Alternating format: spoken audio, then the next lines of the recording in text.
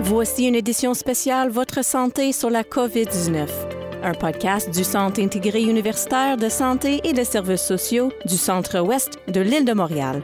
Et bienvenue au tout premier épisode de notre reportage spécial COVID-19 qui fait partie de la série de balados Votre santé à ciuscentreouest.ca et sur toutes vos plateformes de balados préférées. Je suis votre animateur Sean McMahon.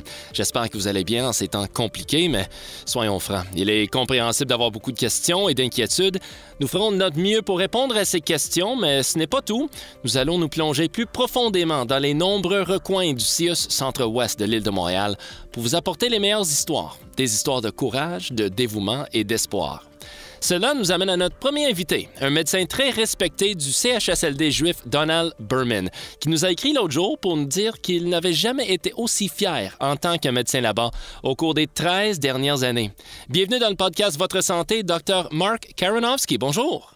Bonjour. Parlez-nous un peu plus du CHSLD juif Donald Berman, ou bien le JEC. Jewish Healthcare, c'est un CHSLD dans notre territoire. C'est un des deux gros CHSLD. C'est une place où 320 résidents habitent, avec ceux les âgés qui ont besoin plus d'aide, qui ne sont pas capables d'être chez eux. Et c'est un de nos grands établissements et on prend soin des populations les plus vulnérables dans notre territoire. Et dites-moi, Dr. Karonowski, quelle était la différence lors de votre dernière visite chez vos résidents? Normalement, je m'en vais chaque semaine pour voir mes résidents à CHSLD juifs. Et normalement, c'est une place où les patients habitent. Alors, souvent, ils ont de la famille, des compagnons, des amis qui viennent leur voir.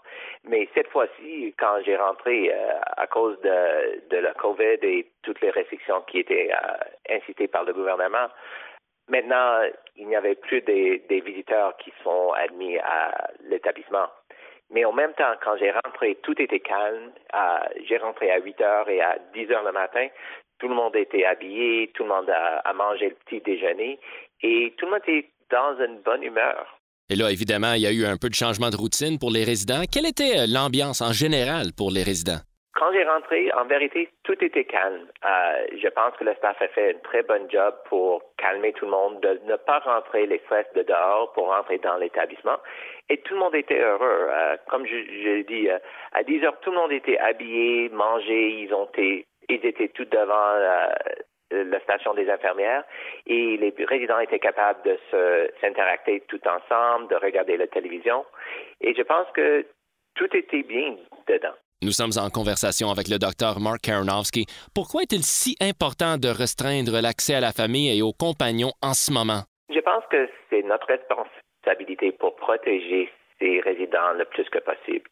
Cet virus, si ça rentre dans notre établissement, ça pourrait avoir des conséquences désastres pour la vie des patients. Et chaque moment qu'on a pour avertir pour rentrer le virus, c'est quelque chose très éthique et responsable à faire. Et quand j'en pense de ça, nous avons 320 résidents. Si chacun a juste 2 personnes qui rentrent par semaine, c'est 640 autres opportunités pour avoir le virus pour rentrer dans l'établissement. Et juste d'éliminer ces 640 personnes, ça élimine beaucoup de risques pour tout le monde dans l'établissement. Et peut-être un petit dernier en terminant. Quel conseil donneriez-vous aux personnes ayant des membres de famille plus âgés qui ne sont pas dans un établissement de soins de longue durée, CHSLD, et qui veulent savoir comment mieux les protéger? Je pense que c'est une question très importante parce que on sait que de tout le monde, les patients les plus à risque pour ce virus sont ceux qui sont plus âgés. Alors, je pense que si on a plus que 70 ans, une chose très importante, c'est de rester chez nous toute seule. Et si on a besoin de quelque chose, on apporte quelque chose à eux, à la porte, on ne parle pas, on ne rentre pas, on essuie toutes les choses qu'on amène dedans, mais on se garde en isolation parce que si on s'isole, on diminue dramatiquement le risque d'accueillir cet virus et nous protéger contre quelque chose qui vraiment est dangereux pour la vie. Dr. Mark Karonowski, merci pour toutes ces informations et portez-vous bien. Merci beaucoup. Bonne journée. Vous avez écouté une émission spéciale Votre santé sur la COVID-19, un podcast du Centre intégré universitaire de santé et de services sociaux du Centre-Ouest de l'île de Montréal. Abonnez-vous à www.siuscentrewest.ca/balado ou sur votre plateforme de balado-diffusion préférée.